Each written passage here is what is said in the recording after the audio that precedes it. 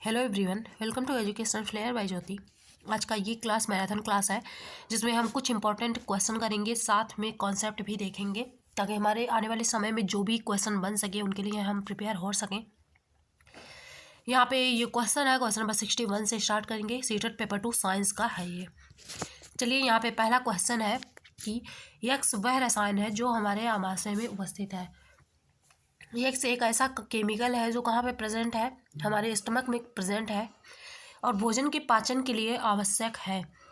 जब यक्स आधिक्य में स्रावित होता है तो यह अपाचन मतलब कि जो डाइजेशन में वर्क कर रहा था, अब वो जब ये एक्सेस अमाउंट में रिलीज होगा तो इनडाइजेशन हो जाएगा, इससे अपच हो जाएगा जिसे हिंदी में बोलते हैं। और वायु वह रसायन है जिसका उपयोग ऐसी परिस्थिति में उपचार के लिए किया जाता है। यहाँ पे सब मिला के ये बोला जा रहा है कि जो यक्स है वो एक ऐसा केमिकल है जो कहाँ पे मिलता है, हमारे स्टमक में मिलता है। कौन सा केमिकल हो सकता है वो? HCl होगा, हाइड्रोक्लोरिक एसिड, क्योंकि ये डाइजेशन में वर्क करता है। लेकिन अगर इसका अमाउंट जैसे ही एक्सेस हो जाता है तुरंत ये डाइजेशन के बदले इनडाइजेशन का काम करने लगता है। फिर आता है आपका क्या, वाई वो केमिकल है जो आपके पाचन की जो समस्या है ये क्या करता है, सही करता है, ट्रीट करता है। तो इसमें क्या हो जाएगा, हम वाई ऑप्शन अब जाते हैं।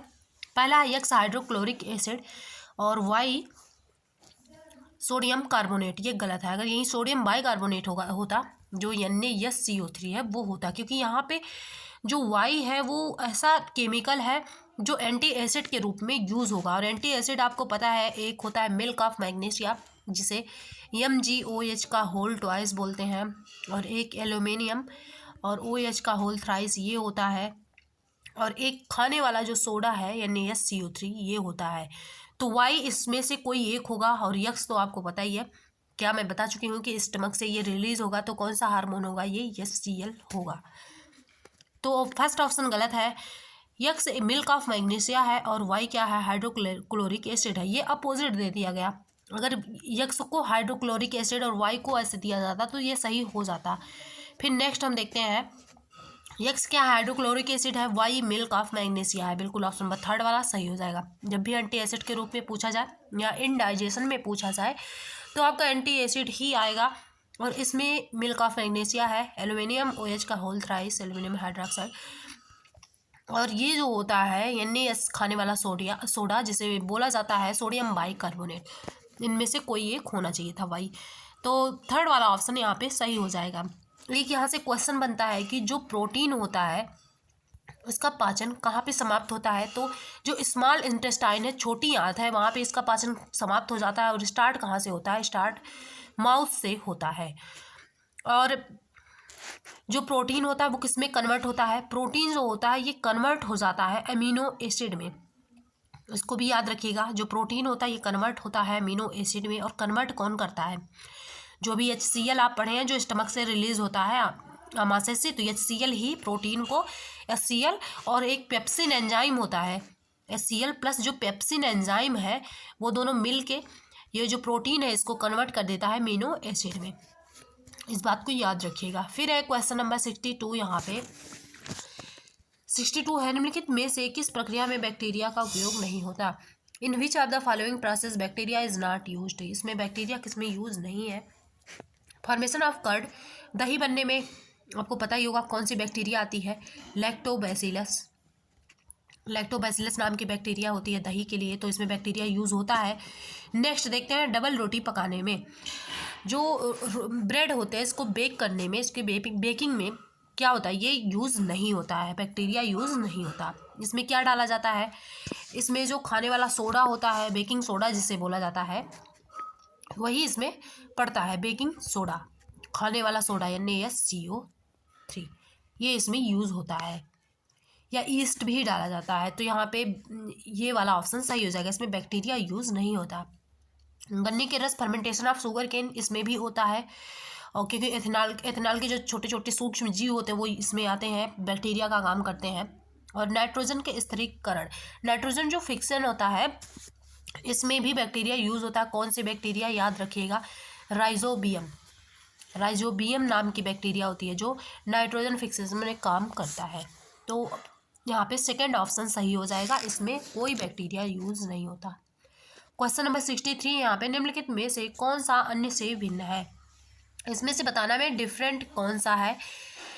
तो डिफॉरेस्टेशन, ये क्या होता है? डिफॉरेस्टेशन उसे कहते हैं जिसमें जंगलों को काटा जाता है। डिजर्टिफिकेशन, मरुस्थलीकरण, ये भी वनों को काटने से ही है, पेड़ को काटने से ही है। अपरदन, इरोजन, मिट्टी का कटना, पेड़ का उखड़ जाना, ये सारे इरोजन में आते हैं। इन तीनों में आप देख रहे होंगे, साथ में लास्ट वाला जो है संरक्षण, यही आपका अलग है। इसमें विनाश हो रहा है, नष्ट होने वाली चीज़ें इसमें है, प्रकृति का नाश हो रहा है। जबकि ये जो कंजर्वेशन है, इसमें क्या हो रहा है? प्रकृति को सेव किया जा रहा है। कंजर्वेशन प्रकृति हो, कोई भी चीज़ हो, संरक्षण अपोजिट मीनिंग देगा। क्वेश्चन नंबर 64 यहाँ पे निम्नलिखित में से कौन सा कथन सही नहीं है, इनमें से कौन सा ऐसा स्टेटमेंट है जो कि सही नहीं है। Digestion is a chemical change, क्या पाचन जो है ये एक केमिकल चेंज है? तो बिल्कुल सही है। केमिकल चेंज उसे ही कहते हैं जिसमें क्या हो, केमिकल इन्वॉल्व होता है। केमिकल आपको पता ही है, अलग अलग तत्व एलिमेंट जो है वो केमिकल है। और जो डाइजेशन होता है, अभी जस्ट आप पढ़े हैं, स्टमक के द्वारा क्या रिलीज होता है? HCl। तो इसमें अलग अलग हार्मोन, अलग अलग एंजाइम, साथ में अलग अलग जो केमिकल्स हैं वो इन्वॉल्व होते हैं। और जिसमें जिस प्रोसेस में केमिकल इन्वॉल्व हो जाएंगे वो हो जाएगा आपका केमिकल चेंज। तो ये है, इसमें से बोला गया कौन सा गलत है, तो ये तो सही ही है। फिर है प्रकाश संश्लेषण एक रासायनिक परिवर्तन है। क्या प्रकाश संश्लेषण जो होता है, फोटोसिंथेसिस, इसमें कोई केमिकल इन्वॉल्व होता है? तो फिर फोटोसिंथेसिस का आप यहाँ पे फार्मूला देखिए कि फोटोसिंथेसिस में होता क्या है। यहाँ पे जो जल है रूट के द्वारा आता है, साथ में जो कार्बन डाइऑक्साइड है, ये दोनों मिलके क्या बनाते हैं? ग्लूकोज बना लेंगे, जिससे पेड़ पौधे एनर्जी लेते हैं और साथ में ऑक्सीजन बनाते हैं। और इस ऑक्सीजन को पेड़ पौधे नहीं लेते, रिलीज कर देते हैं। तो इसमें केमिकल आप देख रहे हैं, ये सब केमिकल ही तो है, CO2 वगैरह। तो क्या है ये इसमें भी केमिकल इन्वॉल्व हो रहा है, तो ये भी रासायनिक परिवर्तन ही है। सही है ये भी स्टेटमेंट, जो सही नहीं है वही हमें बताना है। फिर है श्वसन एक रासायनिक प्रक्रिया। जो रेस्पिरेशन होता है, इसका भी फार्मूला आप देखिए, दोनों में डिफरेंस जानेगा। वहाँ पे ग्लूकोज बन रहा था और यहाँ पे जस्ट अपोजिट होता है। यहाँ पे क्या होगा, ग्लूकोज लगेगा और साथ में हम ऑक्सीजन ह्यूमन बॉडी लेते ही है, पता ही आपको, ऑक्सीजन लगेगा और साथ ये क्या बनाएगा, रिस्पायरेशन में CO2 में कन्वर्ट हो जाएगा और H2O में कन्वर्ट हो जाएगा, ये वातावरण में रिलीज हो जाता है। तो इसमें भी केमिकल इन्वॉल्व हो रहे हैं, ये भी एक रासायनिक प्रक्रिया है, ये भी एक केमिकल चेंज है। क्रिस्टलीकरण एक रासायनिक परिवर्तन है। जो क्रिस्टलाइजेशन है, क्या वो केमिकल चेंज है? नहीं। क्रिस्टलाइजेशन में क्या होता है, क्रिस्टलाइजेशन जो है, यहाँ पे ध्यान से समझिएगा, जो क्रिस्टलाइजेशन होता है उसमें क्या होता है, सॉलिड का फॉर्मेशन होता है, किसी ठोस पदार्थ का बनना होता है, सॉलिड सब्सटेंस का। इसमें पहली बात। दूसरी बात यह है कि इसमें जो स्ट्रक्चर होता है, किसी भी चीज़ का जो स्ट्रक्चर होता है वो चेंज होता है, स्ट्रक्चर चेंज होगा। जैसे कोई चीज़ लिक्विड है तो सॉलिड में कन्वर्ट हो जाएगी, लेकिन उसका जो सब्सटेंस है, ये क्या होता है, ये चेंज नहीं होता है। जैसे कि अगर वाटर है तो वाटर ही रहेगा, बस वो बर्फ बन गया, जबकि है तो उसका सब्सटेंस जो है वो सेम ही है, सब्सटेंस सेम होगा, सॉलिड पार्टिकल बनेगा। और यहाँ पे जो स्ट्रक्चर है, जो संरचना है, बस वो चेंज होता है। तो ये एक रासायनिक चेंज नहीं है, ये एक फिजिकल चेंज है। ऐसा चेंज फिजिकल चेंज कहलाता है, क्योंकि क्रिस्टलाइजेशन को हम रिवर्स भी कर सकते हैं और फिजिकल चेंज वही होता है जिसको रिवर्स किया जा सके, जिसमें सिर्फ स्ट्रक्चर चेंज होता है, सब्सटेंस सेम रहता है।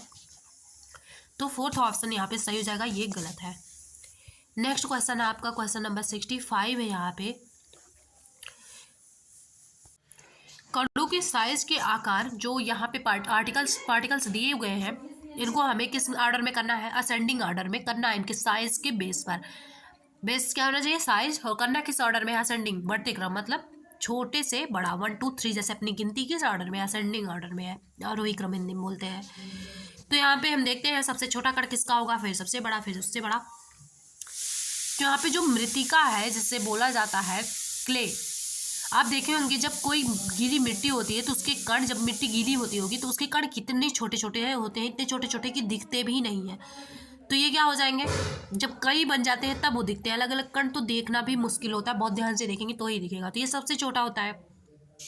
और जो चट्टान है, ये सबसे बड़ा इन सब में है, चट्टान। तो ये ऑप्शन सही हो जाएगा, इसको ही केवल देख के आप आंसर लगा सकते थे। यहाँ पे मृतिका सबसे छोटा है, फिर गाद है, फिर रेत है, फिर बजरी है, फिर चट्टान है। यहाँ पे देखिए ऑप्शन में सेकेंड वाला यहाँ पे सही हो जाएगा। नेक्स्ट क्वेश्चन है, क्वेश्चन नंबर 66 है यहाँ पे, मछली में क्लोम, जो मछली में गिल्स पाया जाता है वो क्या, उसका क्या फंक्शन होता है? तो उसका फंक्शन वही होता है जो घुला हुआ ऑक्सीजन है, डिजॉल्व ऑक्सीजन है वाटर में से, उसको ऑब्जर्व करना। क्योंकि मछलियाँ आप सुने होंगे कि फेफड़े से, अपने गिल्स से, गलफड़े से क्या करती हैं, सांस लेती हैं। तो सेकेंड थर्ड वाला ऑप्शन यहाँ पे सही हो जाएगा, जो यहाँ पे डिजॉल्व ऑक्सीजन है उसको ऑब्जर्व करना। ऑप्शन नंबर थर्ड वाला सही हो जाएगा। क्वेश्चन नंबर 67 है यहाँ पे, यदि एक संयोजक तार नहीं है, कोई जो संयोजक तार है वो क्या है, वो नहीं है, तो विद्युत परिपथ में पूरा करने के लिए निम्नलिखित में से किसका उपयोग किया जाएगा? तो अगर इलेक्ट्रिक सर्किट है उसको पूरा करने के लिए किसका उपयोग किया जाएगा? इलेक्ट्रिक सर्किट कैसा परिपथ होता है? क्लोज होता है। क्लोज होता है तभी इसमें इलेक्ट्रिसिटी कंडक्ट होती है। और यहाँ पे संयोजक तार नहीं है, मतलब कि कैसा परिपथ हो गया, ओपन हो गया है, उसको कोई यहाँ इसमें से लगा के क्लोज करना है। तो जो कागज़ की हम क्या लगाएंगे, वही लगाएंगे जिसमें इलेक्ट्रिसिटी कंडक्ट हो। इसमें से कागज़ की पट्टियाँ, इसमें इलेक्ट्रिसिटी कंडक्ट नहीं होगी। रबड़ की पट्टियाँ, रबड़ में क्या इलेक्ट्रिसिटी होती है? ये भी नहीं, ये भी नहीं। लकड़ी की छड़ में भी नहीं। तो फोर्थ ऑप्शन यहाँ पे सही हो जाएगा, ए ब्लेड। जो ब्लेड होता है इसमें इलेक्ट्रिसिटी कंडक्ट होगी। ऑप्शन नंबर फोर्थ वाला यहाँ पे सही हो जाएगा। नेक्स्ट क्वेश्चन है, क्वेश्चन नंबर 68 है, मंजुला समतल दर्पण में कोई प्लेन मिरर है, इसमें क्या कर रही है, प्रतिबिंब का प्रेक्षण कर रही है। फिर उसकी दर्पण से दूरी 5 मीटर है और वह दर्पण की ओर 1 मीटर चलती है। अब उसकी और दर्पण में बने प्रतिबिंब की दूरी होगी। तो हम देखते हैं यहाँ पे मंजुला जो है, हम प्लेन मिरर पहले बना लेंगे। ये मान लीजिए आपका मिरर है, प्लेन मिरर है, और यहाँ पे अपने प्रतिबिंब का प्रेक्षण करें। कोई इमेज बन रहा है जिसका प्रेक्षण कर रही है। आपको पता होगा कि जो प्लेन मिरर होता है, पहले ये कॉन्सेप्ट समझिए, जो प्लेन मिरर होता है इससे अगर इमेज यहाँ पे कोई मान लीजिए है, कुछ चीज़ें हैं, कोई इंसान है यहाँ पे, इसका इमेज बन रहा है, मान लीजिए ये इंसान यहाँ पे 5 मीटर की दूरी पर है। अगर इस प्लेन मिरर से इमेज बनाना हो और इस इंसान का इमेज जो है यहाँ पे बन रहा है, ये इमेज है इसका, तो जितने डिस्टेंस पे ये इधर होगा उतने ही डिस्टेंस पे यहाँ भी इमेज बनेगा। तो प्लेन मिरर से और इमेज के बीच में यहाँ पे डिस्टेंस कितना होगा, 5 मीटर होगा। तो इस कॉन्सेप्ट को आप समझे, अब इसी से ये आंसर निकलेगा। उसकी दर्पण से दूरी क्या है, यहाँ पे मान लीजिए मिरर है और यहाँ पे है मंजुला, मंजुला है, उसकी दर्पण से दूरी कितना बताया जा रहा है कि 5 मीटर की दूरी पर है। पहले वो 5 मीटर की दूरी पर है, फिर वह दर्पण की ओर 1 मीटर चलती है। अब जो मिरर है इसके साइड के 1 मीटर चलती है, तो 1 मीटर चल ली। अब ये बचा कितना, ये बचा 4 मीटर। अब उसकी और दर्पण में उसके बने प्रतिबिंब की बीच की दूरी, अब कहाँ, ये मंजुला जो है ये अब यहाँ पे आ गई, यहाँ पे। अब यहाँ से मिरर की दूरी कितनी है, 4 मीटर। तो यहाँ पे जो इमेज बनेगा, ये जो इसका इमेज बनेगा वो भी कितना बनेगा, 4 मीटर पर ही बनेगा। तो अब बोला जा रहा है कि उसकी और दर्पण में बने प्रतिबिंब से बीच की दूरी कितनी होगी। तो जो वो कहाँ पे है, अब वो यहाँ पर है और इमेज कहाँ पे है, यहाँ पे है। तो दूरी पूरी कितनी हो गई, 8 मीटर। आंसर इसका क्या हो जाएगा, आंसर इसका हो जाएगा ऑप्शन नंबर थर्ड वाला, 8 मीटर। ऑप्शन नंबर थर्ड सही हो जाएगा। नेक्स्ट क्वेश्चन देखते हैं, यदि कोई लोलक है जो 3 सेकंड में 30 दोलन करता है, कोई पेंडुलम है जो ऑसिलेट करता है 30 times in 3 second, choose the correct statement from among the following. इसमें से कौन सा स्टेटमेंट सही है, यही हमें जानना है। अब आपको सबसे पहले अगर ऐसे क्वेश्चन पूछे जाए तो सबसे पहले आप टर्म देखिए क्या क्या यूज़ किए गए हैं। आवर्तकाल, टाइम पीरियड जिसे बोला जाता है, साथ में फ्रीक्वेंसी। आवर्तकाल किसे कहते हैं, इसके डेफिनेशन से ही ये लग जाएगा। जो आवर्तकाल होता है वो क्या होता है, टाइम पीरियड जिसे बोला जाता है। तो आवर्तकाल आपका होता है एक दोलन में लगा हुआ समय, एक जो ऑसिलेशन होता है उसमें लगा हुआ समय, यही क्या कहलाता है, लगा हुआ समय, यही कहलाता है आपका ऑसिलेशन, एक दोलन में लगा हुआ समय। तो यहाँ पे क्या बोला जा रहा है, पहले हम ऑसिलेशन मतलब आवर्तकाल निकालते हैं। यहाँ पे बोला जा रहा है कि 30 सेकंड में 30 दोलन कर रहा है, तो एक दोलन में लगा हुआ समय ही आवर्तकाल होता है। तो 30 दोलन कितने में कर रहा है, 3 में। अब एक दोलन का हमें निकालना है क्योंकि इसका डेफिनेशन है एक दोलन में लगा हुआ समय। तो एक दोलन, एक ऑसिलेशन कितने में हो जाएगा, 3/30 हो जाएगा, ये इधर आ जाएगा। तो 1/10 हो जाएगा, जिसको हम लिख सकते हैं 0.1, क्योंकि एक जीरो है नीचे तो एक अंक पे दशमलव लगेगा यहाँ पे। 0.1, इसका जो टाइम पीरियड है वो 0.1 आ जाएगा, याद रखिएगा, क्योंकि एक ऑसिलेशन में लगा हुआ टाइम ही टाइम पीरियड का डेफिनेशन है। और 30 ऑसिलेशन में 3 सेकंड बोल रहा है, तो एक ऑसिलेशन कितने में होगा? 0.1 में होगा। तो यहाँ पे 0.1 आवर्तकाल है इसका। देखते हैं कहाँ पे है। ऑप्शन में सेकंड वाला सही हो जाएगा। जब भी आपको 0.1 कहीं भी आपको टाइम पीरियड नहीं दिख रहा है तो आप अगला मत निकाला करिए, उससे आपका टाइम बच जाएगा। लेकिन अगर 0.1 कहीं और दे देता तो आपको फ्रीक्वेंसी भी निकालनी पड़ती। हम लेकिन यहाँ पे समझ रहे हैं तो हम इसलिए यहाँ पे फ्रीक्वेंसी जो आवृत्ति है इसको भी निकालेंगे। अब आवृत्ति समझिए, इसका जस्ट अपोजिट होता है। जो फ्रीक्वेंसी है इसका डेफिनेशन होता है एक सेकंड में दोलनों की संख्या, यही होता है फ्रीक्वेंसी, दोलनों की संख्या। और उसमें था कि एक दोलन में लगा हुआ समय, तो दोनों अपोजिट है, समझिएगा, इसीलिए दोनों से पूछा भी गया है, क्योंकि वहाँ पे थोड़ा सा भी कन्फ्यूजन होता तो दिक्कतें हो जाती। अब इसी से हम चेक करेंगे एक सेकंड में दोलनों की संख्या कितनी होगी। यहाँ पे क्या बोला जा रहा है? 3 सेकंड में 30 दोलन कर रहा है, तो एक सेकंड में क्या होगा? 30 सेकंड में 30 ऑसिलेशन है, उल्टा आप चलेगा आवर्तकाल का। और तो एक सेकंड में कितना हो जाएगा, क्योंकि डेफिनेशन ही यही है। तो 30 में 3 से भाग दे देंगे, क्योंकि 3 इधर आ जाएगा, 10 आ जाएगा। आवृत्ति कितनी आ जाएगी? 10 हर्ट्ज। आवृत्ति का मात्रक हर्ट्ज होता है, तो यहाँ पे सेकंड ऑप्शन सही हो जाएगा, 0.1 एंड 10 हर्ट्ज। नेक्स्ट क्वेश्चन देखते हैं, क्वेश्चन नंबर। और जो पेंडुलम होता है इसका आवर्तकाल का जो फार्मूला होता है वो होता है T इज इक्वल टू 2 पाई, इसको भी याद रखिएगा, √L/G। अगर ये बढ़ेगा, G जो है ये बढ़ेगा तो L डाउन होगा, यहाँ पे ये क्या होगा? डाउन होगा, T डाउन होगा। ये बढ़ेगा तो T डाउन होगा। नेक्स्ट क्वेश्चन देखते हैं, क्वेश्चन नंबर 70 है। गलत कथन को पहचानिए। जो इनकरेक्ट स्टेटमेंट है इसको क्या करना है? पहचानना है। बॉल बेयरिंग का उपयोग, जो बॉल बेयरिंग होता है उसका उपयोग क्या किया जाता है? To increase friction. Increase friction को इंक्रीज करने के लिए नहीं बल्कि डिक्रीज करने के लिए किया जाता है। तो फर्स्ट ऑप्शन ही यहाँ पे सही हो जाएगा, क्योंकि यही गलत है। अब देखते हैं हम सही स्टेटमेंट क्या है, क्योंकि सही वाला भी कभी पूछा जा सकता है। पृथ्वी पर संपर्क में रखे दो पृष्ठों के बीच घर्षण कभी समाप्त नहीं होता। घर्षण के लिए क्या होना चाहिए? दोनों जो सरफेस है वो एक दूसरे से कांटेक्ट में हो, तो ये कभी क्या होगा? एलिमिनेट नहीं हो सकता है। फिर है, ये सही है। लोटनिक घर्षण सर्पी घर्षण से कम होता है। तो इसका जो ऑर्डर होता है वो होता है, पहले आपका आता है स्टैटिक, याद रखिएगा, हो सकता है कहीं पूछा जाए। पहले होता है आपका स्टैटिक, जो फ्रिक्शन होता है ये होता है। फिर ये सबसे बड़ा होता है। फिर होता है आपका स्लाइडिंग वाला, स्लाइडिंग का मतलब होता है सर्पी।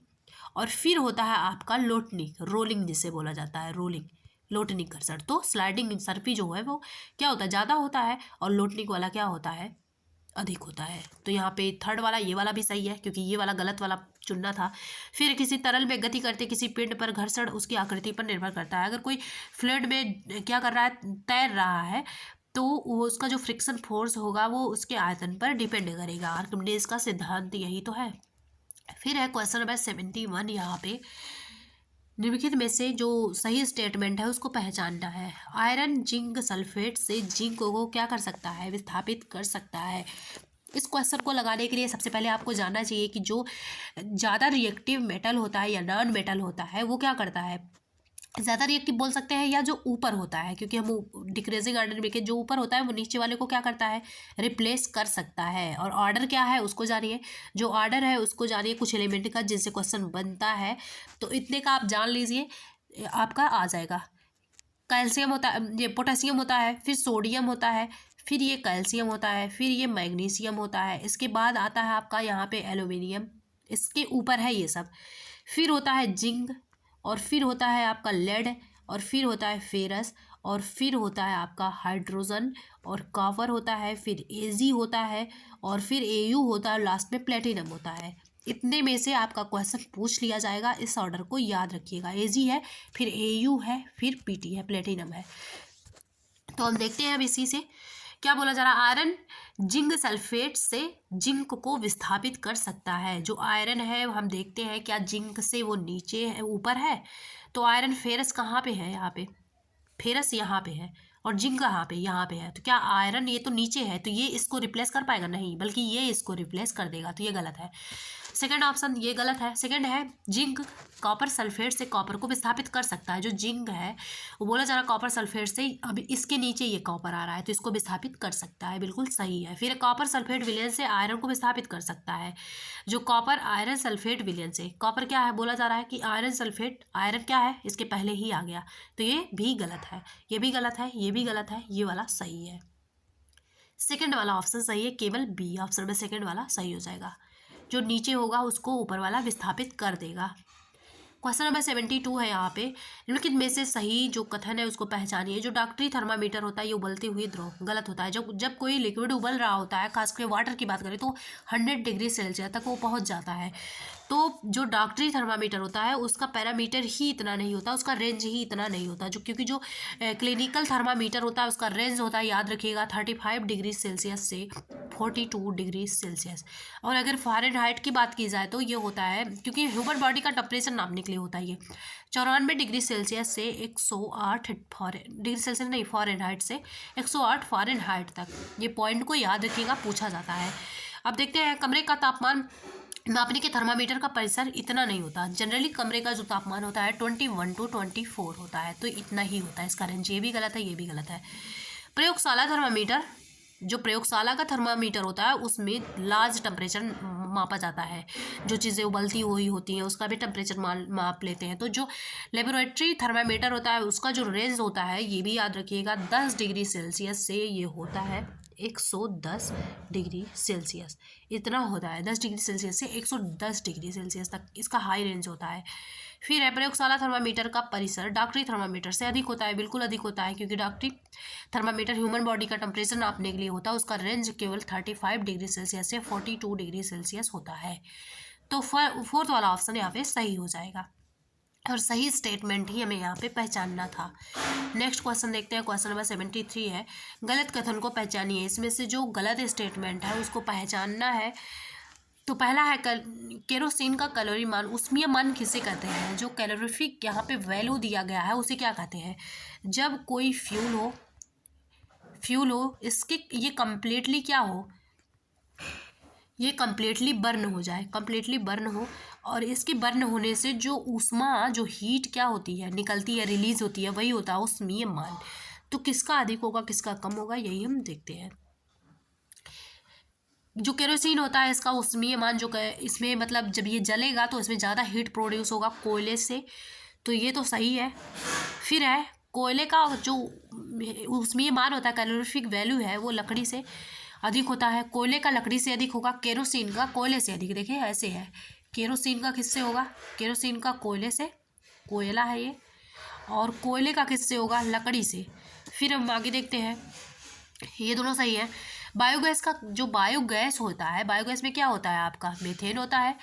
इसका जो कैलोरीफिक वैल्यू है किससे, एलपीजी से ज़्यादा होता है क्या, गलत है, एलपीजी का ज़्यादा होता है। ब्लू फ्लेम के साथ देखें वो जलता है उसी का, और जिसका ब्लू फ्लेम होता है वो उसका उसमें मान कैलोरीफिक वैल्यू बहुत ज़्यादा होता है।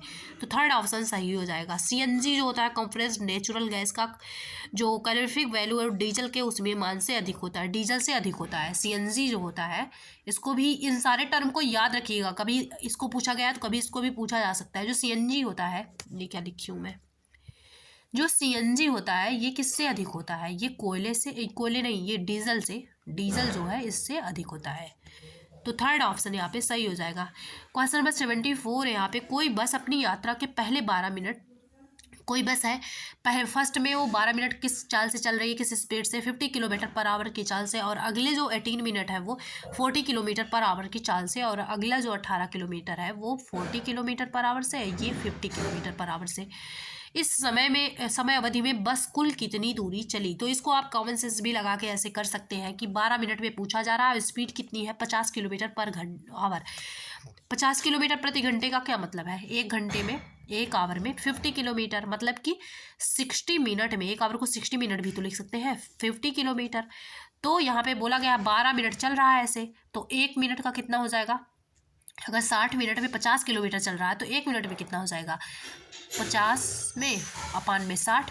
और इसी का 12 का पूछना है। अगर 12 हमें इसे बनाना है एक को, तो 12 इधर से भी मल्टीप्लाई करेंगे, इधर से भी मल्टीप्लाई करेंगे, तो 12 पच्चे 60 और 5 का 10 बार में करेंगे 50 हो जाएगा। तो कितने किलोमीटर चलेगा वो, 10 किलोमीटर वो 12 मिनट में चल लेगा, अगर 50 किलोमीटर पर आवर की स्पीड से जा रहा है।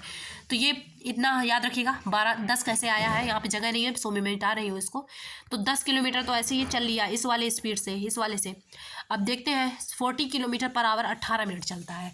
अगर कोई भी है वो 40 किलोमीटर चल रहा है कितने में, 1 घंटे में। 1 घंटे पर आवर का मतलब 1 घंटा, सीधा 60 मिनट में 40 किलोमीटर है, तो 1 मिनट में कितना हो जाएगा, 40/60 हो जाएगा। और कितने मिनट ऐसे चलता है, 18। तो 18 बनाने के लिए इधर भी 18 से मल्टीप्लाई, इधर भी 18 से मल्टीप्लाई। अब आप कर दीजिए, 0 से 0 कट गया, ये 2 से काटिए, ये हो जाएगा 3 6 18, 6 दूनी 12, 12 किलोमीटर इधर आ गया। तो 12 किलोमीटर ये चला और 10 किलोमीटर वो चला, कितना हो जाएगा टोटल, 22 किलोमीटर। ऑप्शन में सेकंड वाला सही हो जाएगा। ये आप ऐसे भी जैसे कैलकुलेशन किया जाता है ऐसे भी निकाल सकते थे। 22 किलोमीटर इसका आंसर हो जाएगा, 22 किलोमीटर, सेकेंड ऑप्शन इसमें सही है। नेक्स्ट क्वेश्चन देखते हैं हम। क्वेश्चन नंबर 75 है। यहाँ पे जो गलत स्टेटमेंट है उसको पहचानना है। पृथ्वी के अपने अक्ष पर जो गति होती है वो क्या करती है, पीरियोडिक मोशन है। गलत को पहचानना है। रोटेशन जो होता है वो पीरियोडिक ही होता है, क्योंकि वो एक टाइम पीरियड के बाद रिपीट होता रहता है, तो वही होता है पीरियोडिक मोशन। तो ये सही है बिल्कुल, 75 वाला। नेक्स्ट है, प्रकाश की गति सरल रेखीय होती है। क्या जो लाइट होता है वो रेक्टिलिनियर मोशन करता है, बिल्कुल सही है। लाइट क्या होता है, रेक्टिलिनियर मोशन करता है, तो यहाँ पे ये स्टेटमेंट भी सही है। सितार की कर्षित तार की गति दोलन वाली होती है। ऑसिलेटरी मोशन किसे कहते हैं, यही जो पेंडुलम होता है, मान लीजिए यहाँ पे कैसे होता है पेंडुलम, ऐसे होता है, ऐसे लटका हुआ होता है, ये कभी यहाँ जाता है, ये कभी यहाँ हो जाता है, यही तो ऑसिलेटरी मोशन होता है, ऐसे ऐसे ऐसे वाला। तो यही तो होता है इसमें जो आपका प्लग्ड कर्षित तार होता है सितार का। तो ये भी सही है। फोर्थ वाला देखते हैं, सभी आवर्ती गतियाँ, जो सभी पीरियोडिक मोशन है, क्या वो सर्कुलर होती हैं। ये जो होता है आपका अभी मैं जो बताई हूँ ऑसिलेशन वाला, ये क्या है, ये पीरियोडिक है कि नहीं है, ये है, क्योंकि पीरियोडिक मोशन वही होता है जो एक फिक्स टाइम के बाद रिपीट करता रहे, ये तो है ये। तो क्या ये बताइए, ये क्या सर्कुलर है। सर्कुलर तो ऐसे होता है ना, जो एक सर्कल को फॉलो करे, जैसे साइकिल का चक्का। क्या ऐसे हो रहा है, नहीं हो रहा है, ये तो यहाँ से जा रहा है, यहाँ से लौट जा रहा है, यहाँ से जा रहा है, तो ये गलत है। ऑप्शन नंबर फोर्थ वाला यहाँ पे सही हो जाएगा, ये गलत है। सभी पीरियोडिक जो मोशन होते हैं सर्कुलर मोशन नहीं हो सकते। नेक्स्ट क्वेश्चन है, क्वेश्चन नंबर 76 है। यहाँ पे बताना, which of the following statement is are correct regarding image formation of in plane mirror. जो प्लेन मिरर होता है इसमें अगर इमेज का फॉर्मेशन हो रहा है तो कौन सा ऑप्शन जो है वो क्या है, सत्य है।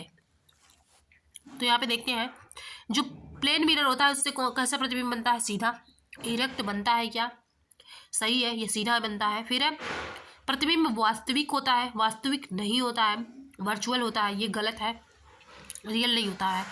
फिर प्रतिबिंब पार्श्वपरिवर्तित होता है, लेटरली जो इन्वर्टेड होता है, ये भी सही है, ये भी सही है। प्रतिबिंब का साइज बिंब के साइज के बराबर होता है, बिल्कुल ऑप्शन नंबर डी वाला भी सही है। तो A C D option number second वाला यहाँ पे सही हो जाएगा। नेक्स्ट क्वेश्चन देखते हैं, क्वेश्चन नंबर 77 है। यहाँ पे निम्नलिखित में से क्या विज्ञान की प्रकृति के संदर्भ में सही नहीं है। Which of the following is not true with respect to nature of science. Nature of science में आपको पढ़ा चुकी हूँ कि क्या है ये। तो यहाँ पे पहला है, क्या सही नहीं है, विज्ञान सीखने का अंतःविषयक क्षेत्र है। क्या जो विज्ञान होता है वो अंतःविषयक क्षेत्र होता है सीखने का, बिल्कुल सही है। इसके अंदर कई सब्जेक्ट सिखाए जाते हैं, ये ऐसा सही है। विज्ञान हमेशा अस्थायी होता है, ये टेंटेटिव होता है, नेचर में मैं पढ़ाई थी तभी तो। अलग अलग थॉट्स थ्योरी जब आते जाते हैं, जैसे कि रदरफोर्ड का आया, फिर बोर का आया। अगर अस्थायी होता तो किसी और का क्यों आता, तो ये अस्थायी है, टेंटेटिव है। फिर है, ये संदेहवाद को बढ़ाता है, ये भी सही है। इससे जब कोई भी चीज़ हो रूढ़िवादिता वाली ही देखिए, जब उसके अपोजिट आपको उदाहरण मिल जाते हैं, कोई तथ्य कोई फैक्ट मिल जाएगा तो संदेहवाद को बढ़ाएगा, ये भी सही है। विज्ञान तथ्यों के समुच्चय के समतुल्य है, ऑप्शन नंबर फोर्थ वाला सही हो जाएगा। क्या ये सेट ऑफ ओनली फैक्ट्स है, ऑप्शन नंबर फोर्थ वाला ये सही हो जाएगा, ये गलत कथन है, केवल इसमें फैक्ट ही नहीं होते, डेरिवेशन वगैरह सारी चीज़ें होती हैं। खास करके एक्सपेरिमेंट ज़्यादा होता है। राष्ट्रीय पाठचर्या रूपरेखा एनसीईआरटी 2005 के अनुसार अच्छी विज्ञान शिक्षा होनी चाहिए। कैसी होनी चाहिए?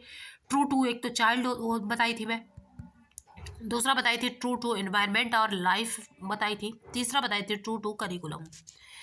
अब देखते हैं यहाँ पे किसके प्रति निष्ठ होना चाहिए। यहाँ पे क्या दिया गया है? बच्चे के प्रति। ऑप्शन में सेकेंड वाला सही हो जाएगा। ट्रू टू चाइल्ड बताई थी मैं, शिक्षक के प्रति नहीं बताई थी, विद्यालय के वातावरण के प्रति भी नहीं बताई थी, फिर यहाँ पे कच्चा की संस्कृति ये भी नहीं बताई थी। ये रियल लाइफ जो होता है उसके प्रति।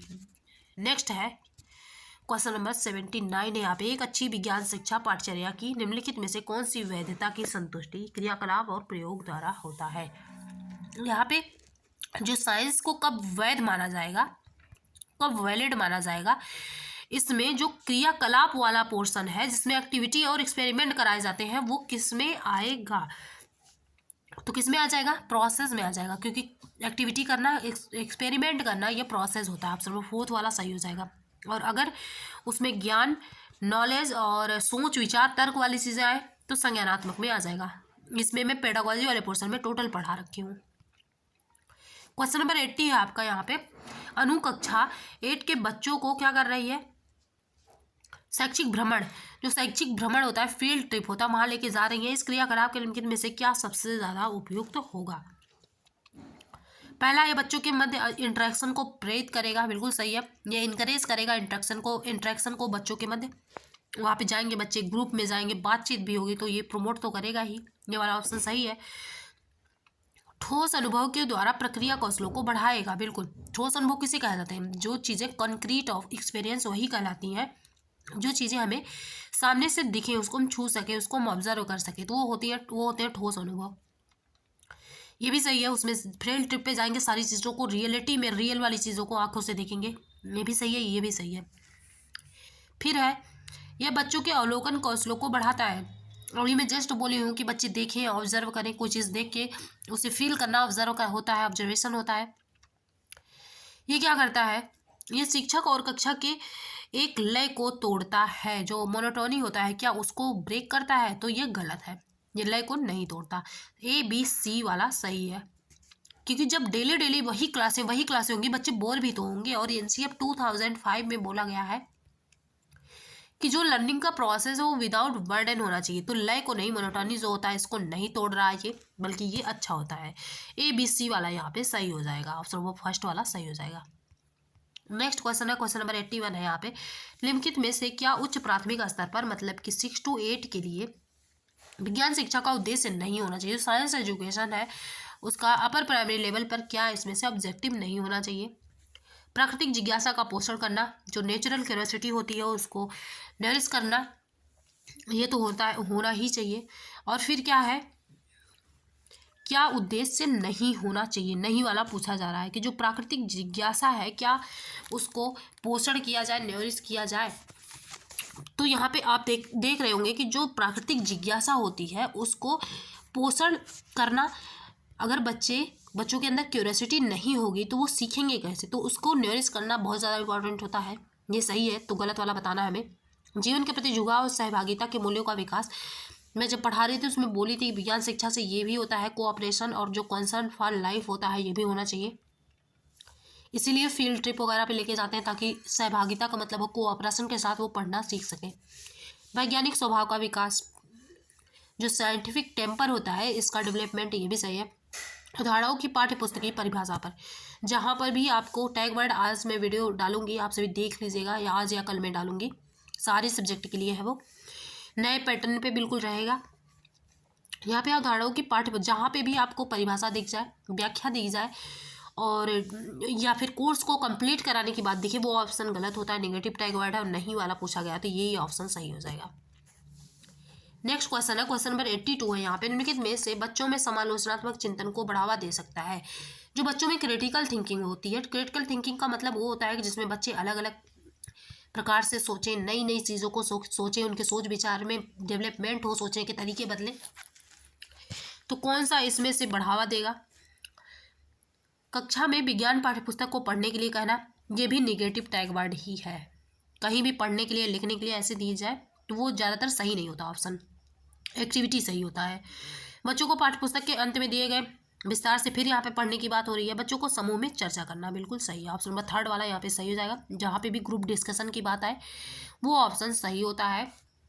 और इसके बाद क्या करना है, बड़े समूहों में साझा करने के लिए कहना।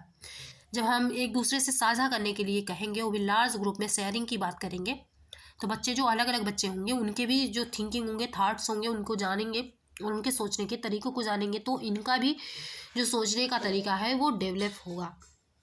यहाँ पे दिया गया है कि एक्सपेरिमेंट बाय टीचर, जो शिक्षकों के द्वारा प्रयोग प्रदान करना। यहाँ पे शिक्षकों के द्वारा कोई चीज़ अगर शिक्षक के द्वारा कराई जा रही है तो वो भी निगेटिव होता है, जब तक कि बच्चों को इंगेज नहीं उसमें किया जाएगा। तो यहाँ पे थर्ड ऑप्शन सही हो जाएगा। नेक्स्ट क्वेश्चन देखते हैं। यहाँ पे ये क्वेश्चन आपका, कोई टीचर है, फिर क्या हो रहा है, कक्षा के आरंभ में एक दिए गए भोजन के नमूने में मंड का रासायनिक परीक्षण प्रदर्शन करके दिखाता है। कि कोई भोजन दिया गया है जिसमें वो प्रदर्शन, जो डेमोन्स्ट्रेशन है उसको कर रहा है, क्या कर रहा है, यहाँ पे मंड का रासायनिक परीक्षण कर रहा है। प्रयुक्त कथन में से रेखांकित शब्द से संबंधित संज्ञानात्मक प्रक्रिया है। इसमें संज्ञानात्मक प्रक्रिया क्या होगा कि ये कौन सा, अगर कहीं भी प्रदर्शन की बात आ जाए तो वो क्या होगा, क्या वो क्रिएटिंग है, क्या एनालिसिस है, क्या अप्लाइंग है, या फिर अंडरस्टैंडिंग है। तो प्रदर्शन जो होता है ये क्या होता है, अनुप्रयोग करना होता है, अप्लाई करना। प्रदर्शन मतलब कोई चीज़ें आप अप्लाई कर दी, वहाँ पे परीक्षण आप कर रहे हैं, मतलब कि उसको अप्लाई कर चुके हैं। जो भी आपके ज्ञान थे, जो भी आपके पास कॉन्सेप्ट थे, उनको क्या कर चुके। क्योंकि आप जब भी परीक्षण करने जाएंगे मंड का, तो आप कुछ ना कुछ कॉन्सेप्ट लेके जाएंगे, कुछ ना कुछ ज्ञान लेके जाएंगे, जिसको क्या करेंगे, अप्लाई करेंगे। किस पर, भोजन पर और इस परीक्षण पर। कि अगर बोला जाएगा कि 2 बूंद ये डाले, तो उस कॉन्सेप्ट, आप 2 बूंद डालना क्या था, कॉन्सेप्ट था, लेकिन उसको आप अप्लाई करेंगे, अगर प्रदर्शन कर रहे हैं, डालेंगे, तो ये हो जाएगा आपका अप्लाई। ऑप्शन नंबर थर्ड वाला सही हो जाएगा, अनुप्रयोग। सृजन करना, क्रिएटिंग क्या हो जाता है, कोई चीज़, नई चीज़ बनाना, चाहे वो कॉन्सेप्ट ही क्यों ना बिल्ड करना हो। फिर अब विश्लेषण करना, एनालाइज करना, मतलब कोई चीज़ें हो रही हैं, आप देखें, ऑब्जर्वेशन एक प्रकार से होता है। वो बोध करना, अंडरस्टैंडिंग क्या होता है, किसी चीज़ का नॉलेज आप क्रिएट कर रहे हैं, बिल्ड कर रहे हैं, अंडरस्टैंडिंग होता है। नेक्स्ट क्वेश्चन है, क्वेश्चन नंबर 84 यहाँ पे, निम्नलिखित में से कौन सी गतिविधि बच्चों में सक्रिय अधिगम का प्रावधान नहीं करेगी। इसमें से कौन सी ऐसी एक्टिविटी होगी जो प्रोवाइड नहीं कराएगी active learning among children. Active learning किसके द्वारा नहीं होगा।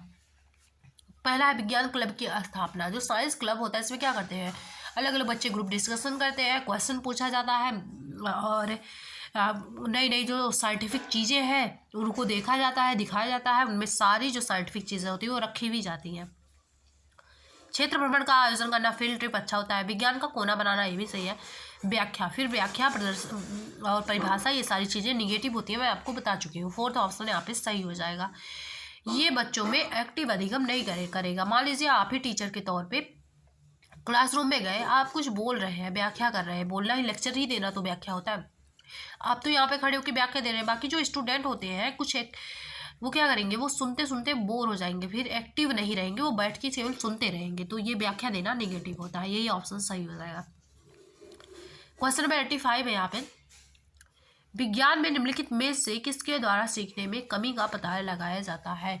जो लर्निंग गैप्स होते हैं वो किसके द्वारा पता लगाया जाता है। क्या अवधारणा जो मानचित्र है उसके द्वारा लगाया जाता है। तो ऑप्शन नंबर ये वाला सही है। अवधारणा जो मानचित्र है इसके द्वारा लर्निंग जो गैप होता है उसे बनाया जाता है। और कॉन्सेप्ट मैप क्या होता है, कॉन्सेप्ट, कोई कॉन्सेप्ट है उसको, उसका मैपिंग करना, उसको बिल्ड करना, उसको बनाना, उसको दिखाना, ये होता है कॉन्सेप्ट मैप। अवधारणा मानचित्र। फिर वर्णन अभिलेख, इसमें भी सारे रिकॉर्ड होते हैं, ये भी क्या करेगा, सीखने की कमी का पता लगाया जाएगा इसमें भी। पोर्टफोलियो जो ये होता है इसमें भी। और जो ये है टर्म एंड अचीवमेंट टेस्ट, ये निगेटिव होता है, आपको पता ही है। एनुअल एग्जाम, ईयरली एग्जाम, सत्र के अंत में जो परीक्षण होता है, इसमें लर्निंग गैप का नहीं पता लगाया जाता। तो ABC यहाँ पे सही हो जाएगा। ऑप्शन नंबर थर्ड वाला सही है, ABC।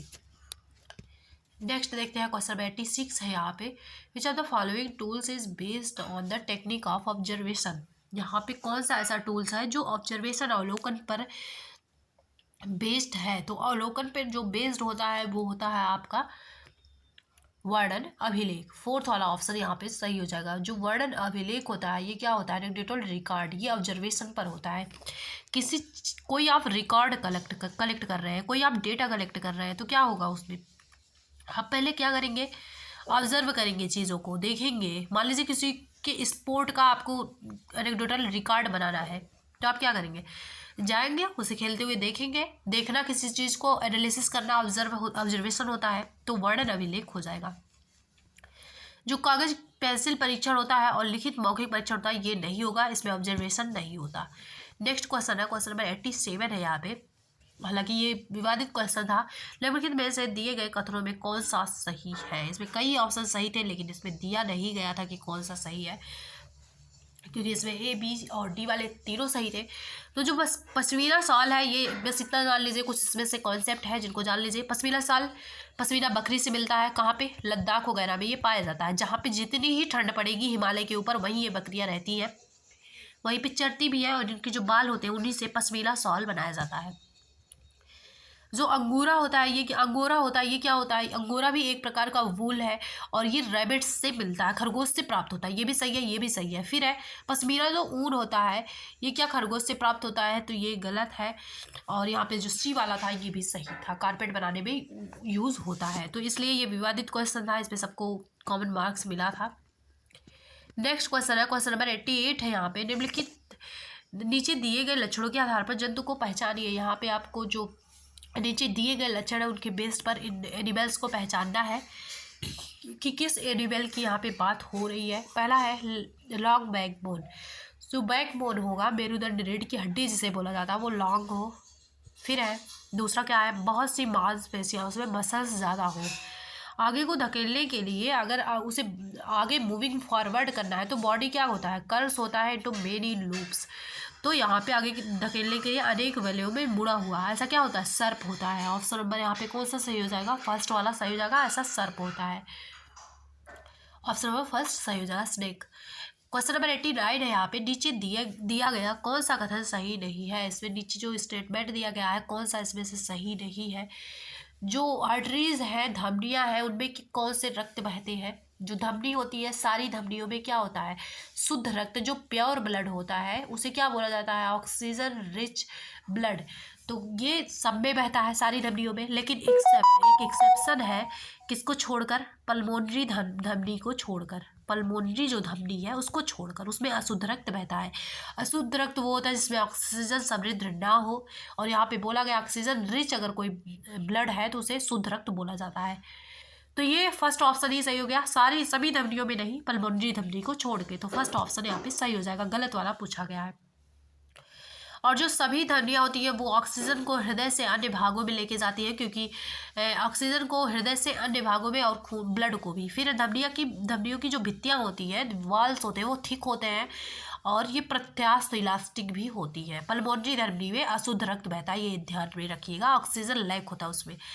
और जो सिरा होते हैं उसमें क्या होता है, सारी सिराओं में अशुद्ध रक्त बहता है, केवल पल्मोनरी सिरा को छोड़ के। पल्मोनरी सिरा को इसमें शुद्ध बहता है, इस पॉइंट को याद रखिएगा।